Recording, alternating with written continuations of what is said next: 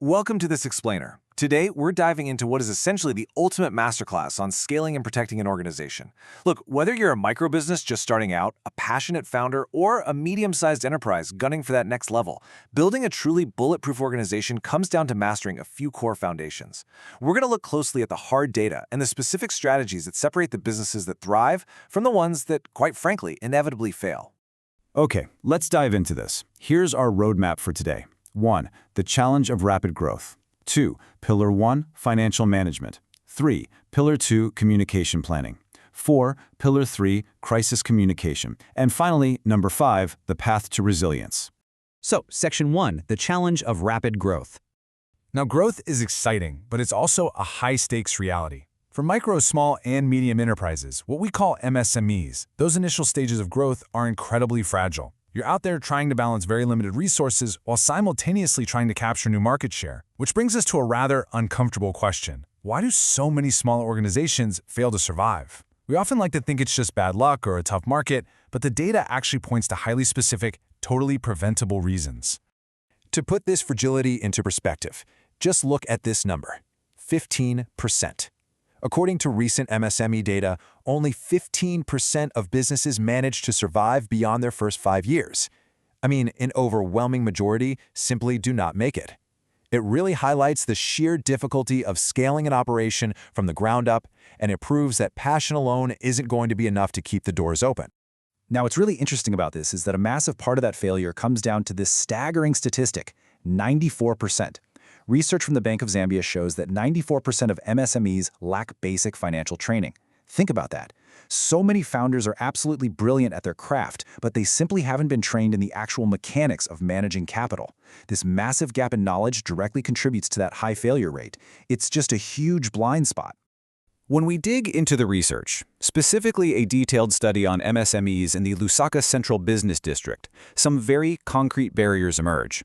Inadequate access to finance and credit, coupled with that low financial literacy we just talked about, well, those sit right at the top.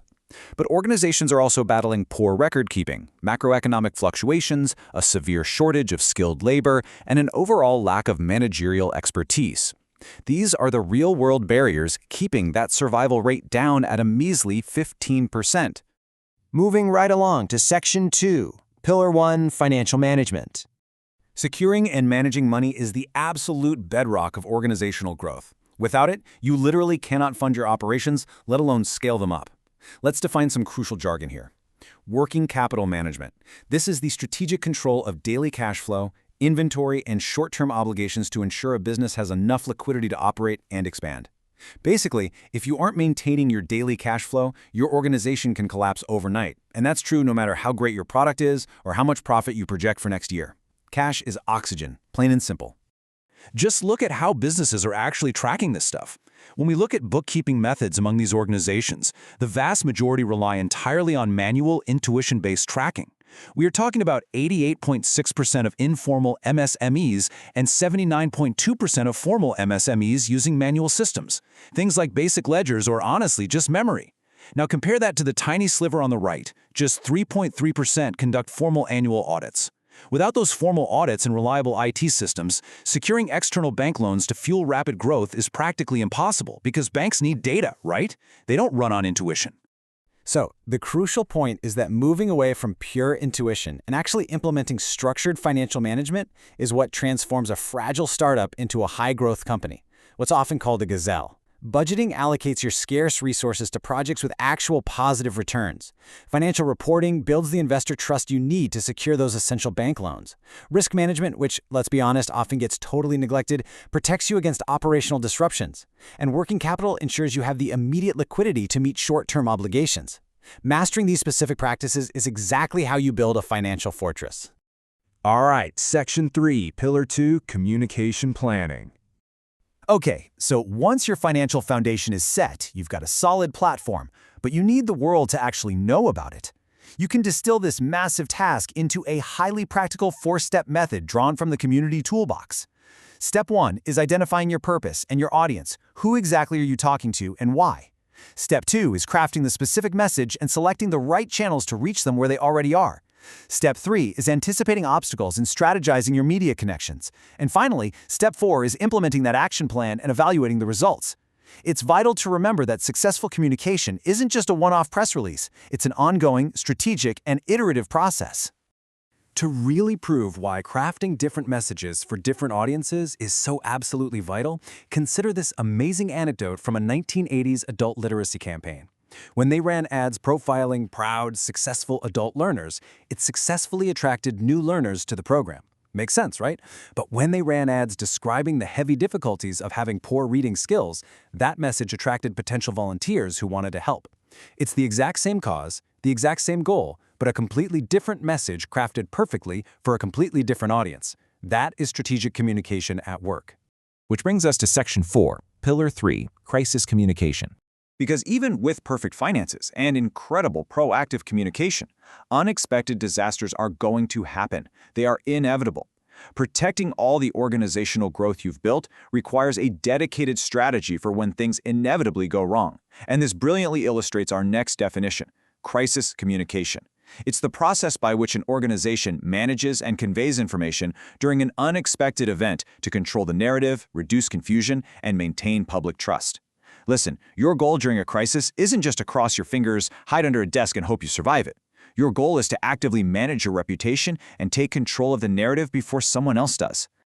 Park University outlines a highly effective 5-step crisis strategy that is just gold. You start by establishing a dedicated crisis team way before disaster strikes. Then, you assess potential risks and develop a plan with pre-approved messaging templates. When a crisis actually hits, you act quickly to control the narrative and, this is huge, you manage your internal communication so your own employees aren't totally in the dark. Finally, you monitor public sentiment and conduct a post-crisis review. Acting quickly and proactively like this fundamentally shapes how the public perceives your competence under pressure. There is just a stark contrast between organizations that plan for a crisis and those that just try to wing it. A prepared organization has a designated, trained spokesperson, they have pre-approved templates ready to fire off, and they maintain a consistent, empathetic narrative from day one. An unprepared organization, it is absolute chaos.